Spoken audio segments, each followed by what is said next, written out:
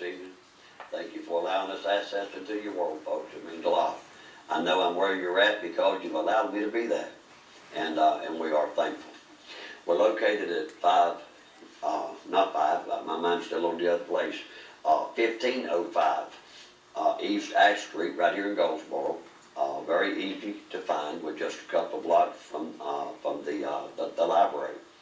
Our service time is Sunday school at 10 o'clock and morning worship at 11 o'clock. And we would love for you to come out and be with us. Wednesday night is our Bible study at 7 o'clock.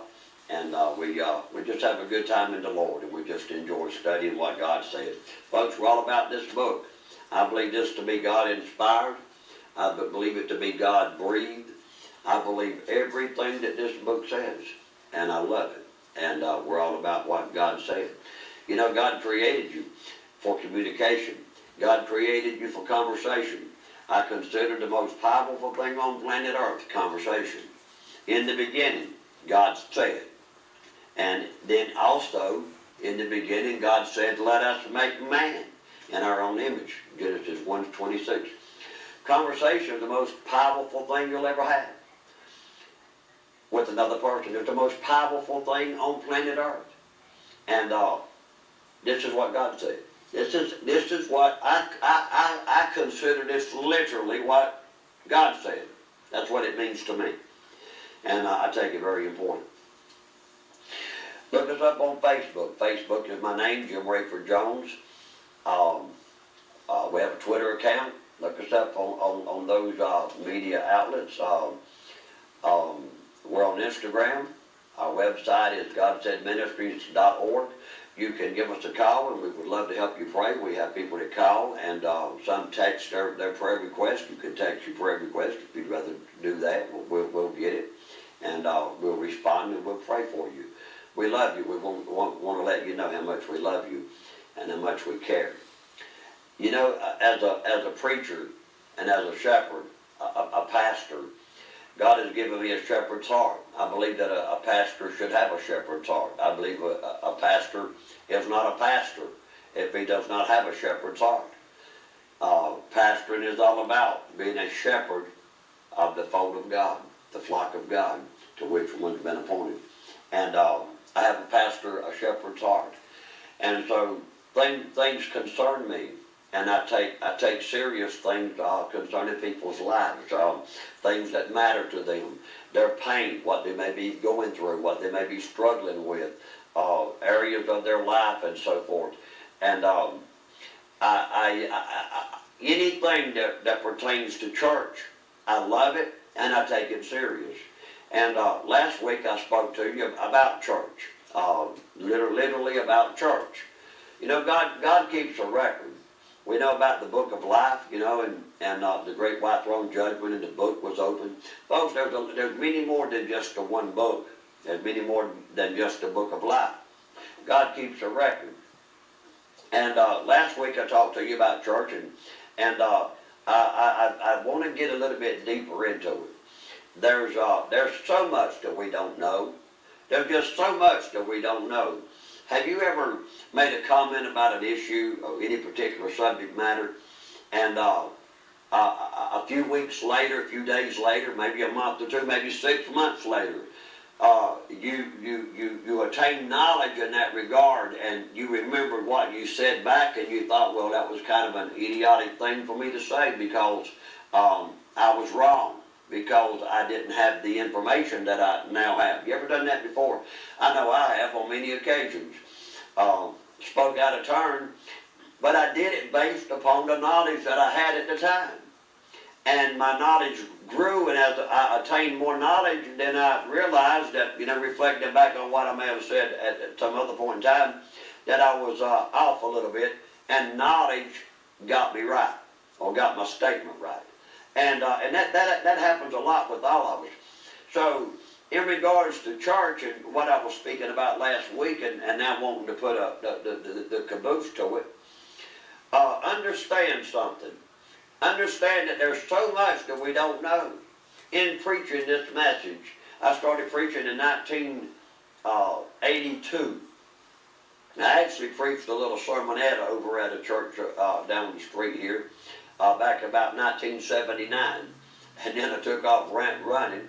I preached out of Acts chapter 17 when Paul came into the town of Athens. And he talked about, he saw the memorial there to the unknown God. But I took off running and didn't do me a lot of good. I ran for 3 years, but God got a hold of me. Thank God that He brought me back and helped me get going. But I've been preaching all that long, and I have just now learned some things about church in preaching this message after 30-something years. And I wanted to share them last week, and I didn't get to get into it. So this week I would like to get into it a little bit deeper. But before I do, I want to lay a little bit of a foundation about what I was saying last week. First of all, folks, church is God's idea. Church was God's idea. Now I know that man has got in church, and you know, a lot of people would talk about what a mess the church is in. And the church is being persecuted, and the church is on trial, and the church is going through trying times, and the church is too much worldly, and you know we can go a lot of different directions here, but I want to stay focused on one aspect concerning church, with all of its problems and all of its issues, or whatever the case may be, whatever you may think that might be wrong with the church. It's still the church. And it was God's idea. Now, I don't intend, it's not my objective here to try to make anybody feel condemnation or to feel any particular way. I just got to share with you what God put in my heart to share with you. Now, if you're sick and shed in, and we actually talked to some of you that are, and you're not able to get out and go to church anymore. Yeah, and you know, God understands that. And you know, a real shepherd, a true shepherd of God will actually understand that as well. So there are times, you know, that people just can't go to church, and especially as we grow older, you know, we slow down and we're just not able to get out and go anymore. Some can't drive at night anymore, so they can't go to night services and such as that. But there are so many, and there's a doctrine going around about how that we are the church, and you know, just be the church. You don't have to go to church, just be the church. And folks, that's dangerous ground. I'm here to tell you, God told me to tell you, as a shepherd over the flock of God, that's dangerous ground. That's also a very false doctrine. I've heard so many talk about it and carry on about it. We're on Twitter, and I don't know, I just post things, you know, to glorify God and to be an encouragement to others 99.9% of the time. But on Twitter a few weeks ago, a man made comment that he didn't go to church. He was homeschooling or home churching. And I couldn't help but my shepherd thought to just get in there. So I commented, and I got bombarded with people just blasting me about, you don't have to go to church. And folks, it's out there. It's out there that people don't believe that church is unimportant anymore. I beg to differ. From the book that I read, church is so important that Jesus calls it His bride. That Jesus calls it His body. Several times we see in here, 2 Thessalonians chapter 2, verse 3. Hebrews 10:25. 2 Thessalonians 2:3. In the last days there would come a falling away from the church. In Hebrews 10:25, forsake not the assembling of yourselves together. So, folks, the church is vitally important. In Acts 11:25 and 26, Barnabas and Tarsus went looking for Paul, and they found him in Antioch. Verse 26 says, and they stayed there with him a whole year. And they went to church. They assembled themselves together in church for a whole year. And then finally they went on farther. And folks, all through the book of Acts, they established churches. You know, some say we are Acts chapter 29. Acts only has 29 chapters in it, or 28 chapters, and we're living out chapter 29. Makes sense to me. Well, if that be true, how dare us close out the book of Acts with doing away with the churches that the great men of God in those days went around establishing? Silas and Alexandra and Paul and Barnabas and Taurus and all these great men, they went about establishing churches, and yeah, the devil gets in there and he tries to make a mess and stir up the chaos and the pandemonium, but we have to stay focused and stay in the straight and narrow and stay where God would have us to be. Church is very important. When God brought the children out of Israel, or out of Egypt, out into the desert, He wanted them to have a place to assemble, so they come up with the tent. Great big tent. You ever seen these pictures of the tent? Well, then from there, David had it in his heart he wanted to build a house of the Lord, but God wouldn't allow it. He said, well, I'll let your son Solomon build me a house. So, folks, they built a house of the Lord, and they called it the sanctuary. They called it the tabernacle. They called it the house of the Lord. And now in the New Testament, Jesus comes along in the word church. He mentions 2 times in Matthew chapter 16 and in Matthew chapter 18. So now the church. So now let me just talk about the church here for a few minutes. I hope that I can impart some information with you to help you to see and to realize the importance of church. It's vitally important. First of all, the word church. It's a CH, and then it ends with a CH. So let's just stop right there for a moment. CH, UR, I like that. CH. Folks, that's no coincidence. That is absolutely there is no such thing as a coincidence. We only came up with that, oh, what a coincidence to bump into you there here at the store. How you doing today? What a coincidence. No, there's no such thing as a coincidence with God. It's no coincidence that church is CH, coming home. You are coming home. Now that's 2 letters. We're going to get into some meanings of some numbers here. In Deuteronomy 29 lets us know that the secret things belong to the Lord our God, but He reveals the hidden things to us. There's a message inside the word church that we've never heard, we've never been taught. Put there so that only those that qualify can extract it and get it out with the passion of God, with the love of God, and with the inspiration of wanting to know more about what it is that God's trying to tell us and reveal to us in this blessed book. And it gets so deep.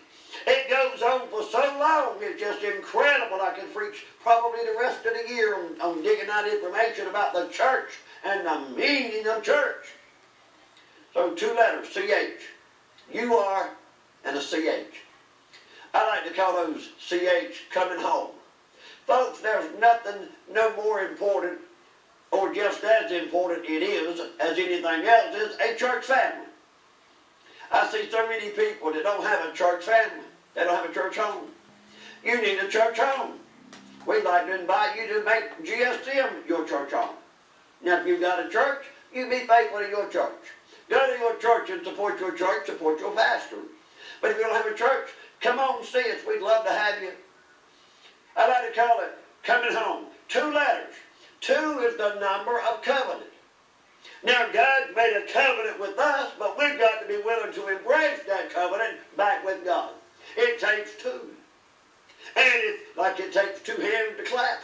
And if you don't have the one, you don't have the covenant. So the first CH, 2 letters, covenant. I mean, not covenant. God's given us a covenant, and you are part of it, but you've got to, the other CH, come on home and accept the covenant and join in. And right in the middle of God's covenant offered to you, and you accepted in the covenant to come on, you are right in the middle of church. What a God. What a word. And people just blow it off like it's so insignificant. I don't have to go to church to be saved. No, you do not have to go to church to be saved. But folks, when your heart's right with God, you'll want to go to church.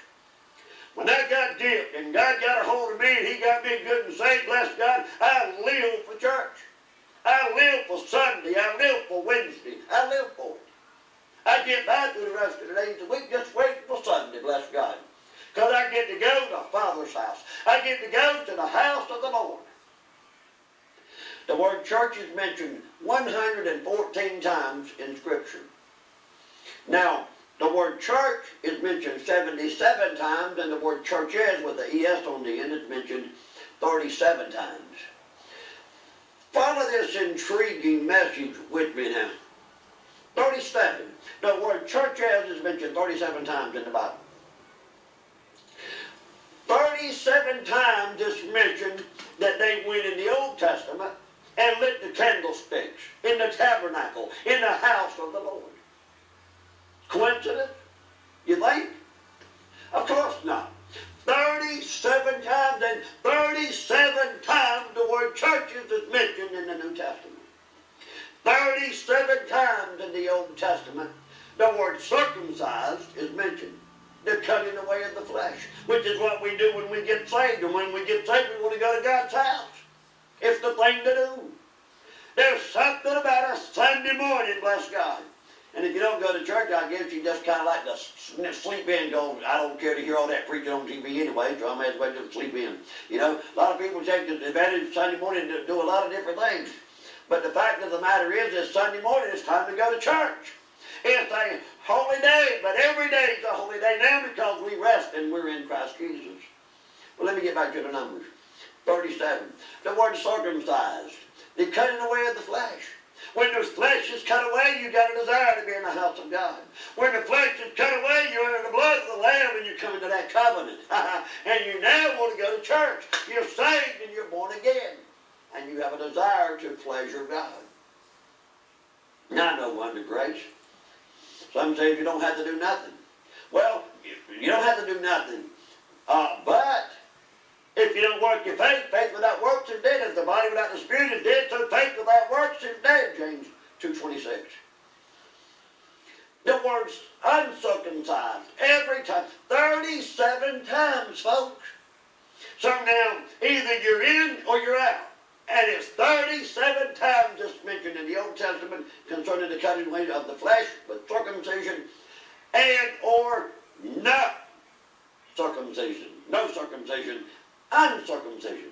Coincidence? I don't think so. 37 times in this book.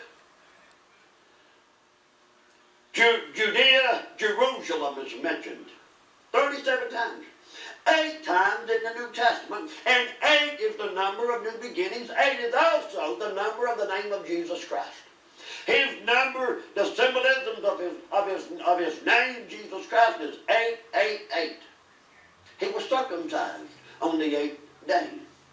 8 times in the New Testament, Jerusalem, Judea is mentioned. Coincidence? Absolutely not. It's no coincidence that you are right in the middle of church, because that's where God wants you. Because when you're out with God, you want to go to church. No, church don't get you saved. Yes, the sinner man goes to church. In fact, the sinner man, well, a lot of times we go to church more often than those that are saved. But folks, when you get right with God, you'll want to go to church. No question about it. How you treat your church family and your church is how you treat God. How you treat this book is how you treat God. It's just the way it is. If I see how you treat this book, I know how you treat God. I'm not going to have time to get into the meanings now of all of these, but the word church is in the Bible 77 times. 77 times. So now let's put these numbers together. We got 37 and we got 77. What we've got is a 3 and a 777. Adds up to 114. Not those 33,777. That would be 3,777. 37 and 77. 114. 114. The meaning of that means. Now these derive from energies of other numbers and then calculated and combined together.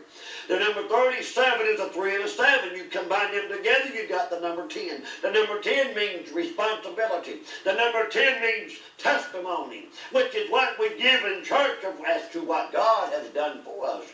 It also means responsibility. Responsibility to walk the walk with God, to go to church and be what God would have you to be, to listen to the preaching, to listen to the teaching, to fellowship with the saints, how good and how pleasant it is for brethren to dwell together in unity. Psalm 133 verse 1. It's all about God, folks, and going to his house. So now, we got 3 and the 7 and the 7 and the 7, and 114. The number 114, it means developing relationship. It means forging forward. Are you getting a picture of church? That's what it means. It's incredible how a hidden message about the church is in these numbers. Forging forward. You know, I've been pastoring a long time, and I see people, you know, when they miss one Sunday, I'm already concerned. You know why? Because it don't take but one more. What you do twice can turn into a habit. Now, they say it takes about 21 times, but once you've done something 2 times, it has the potential to be a habit. Now, once you miss one Sunday, a good shepherd, you got his attention. You got my attention. And if you miss the next Sunday, now the next Sunday gets 3 Sundays you've missed, or you're there on the 3rd Sunday. But the fact of the matter is, after the first one and the second one, the third one's easy. And now, whose pleasure, God or the devil? I got to hurry along. In Revelations, chapters 1, 2, and 3, in the first part of chapter 4, the church is raptured away. John said, and I heard a voice saying, come up hither. The trump blew, and he said, come up hither. And he was taken away. Now went to church, folks. So let's go back to chapter 1, 2, and 3. In chapter 2, verses 17, he says, Jesus said, I am the root of David, and I know the works of men's heart, and I will judge them accordingly. You see, I know the works of men's heart. God knows how you're treating him. God knows how you're treating his church. God knows how you're treating his house of the Lord. And now 12 times, folks, 12 times in Revelations chapter 1 through 3, 12 times. Get these intriguing numbers. 13 times in the book of Revelations, powerful. 13 times the number of the name church is mentioned. 13 is the name of the number of the unknown. That's why everybody's superstitious about number 13 because, well, I don't know about that. I mean, I'm superstitious. So I don't want nothing to do with number 13. 13 times the Holy Spirit of God knew it would be that way, so he says, hey, I'm going to show you the unknown. Read the book of Revelations. I'll show you, but yet you still going to be unknown because I've hidden some of the secret things, Deuteronomy 29, for me. And I will only reveal the hidden things to my children that are passionate enough to seek him. So 13 times the word church is mentioned. 12 times in chapters 1, 2, and 3. 12 times. 12 is God's number of rule, authority, and government. 12 is the number that God uses to govern with, to govern his church with. Isn't it interesting that after the number 12, the church is taken away? Why? Because it needs no more governing. It needs no more. It's God. We made it. We pressed forward and we persevered and we fought the good fight and we made it. Now we don't see the word church again until Revelation, I think verse 16. It's almost at the end of the book. Way back at the end of the book. It's like 8 or 10 verses from the very last part from the very last of Revelations. Now, let's go backwards. Jude, which is just before Revelations, the word church is not there. But let's go back 1 to 3 John. 14 verses long. 1 chapter, 14 verses long. 3 John, there's Gospel of John, 1 John, 2 John, and 3 John. 3 John. 3 John. And the word church is mentioned there 3 times. 3 times there. Then none mention of it in Jude. 12 times in 3 chapters. That's an average of 4 per chapter. 4 is the number of the earth, the place where the church is at. At the end of chapter 3, the beginning of chapter 4, the church is left. It's been mentioned 12 times. And the 13th time is after the throne of the great white throne judgment, which the church won't be at. If you're born again, you won't be there. Praise God for that. But now we see the church coming back. My. And folks, it's literally called the church. Church is important. I want to encourage you to go to church. You need to be in church. You need to be in church when the doors are open. Every time that you can be there. You know, if pastors miss as much church as a lot of people do, you know how often I miss church? Never. I don't take vacation. If I take vacation, bless God, I'm running a revival. And I'll take that Sunday, that one Sunday a year off. But I've only actually done that a very, very few times. And I'll run a revival, so I'm still in church. Even on vacation, I mean, why wouldn't I want to go to the house of the Lord? What am I going to go out and eat for Sunday morning breakfast on my vacation? Why would I want to do that? Folks, when you get right with God, you'll get right with church. It's plain and simple. Your church attendance, your church record, your church, you're going to church is vitally important.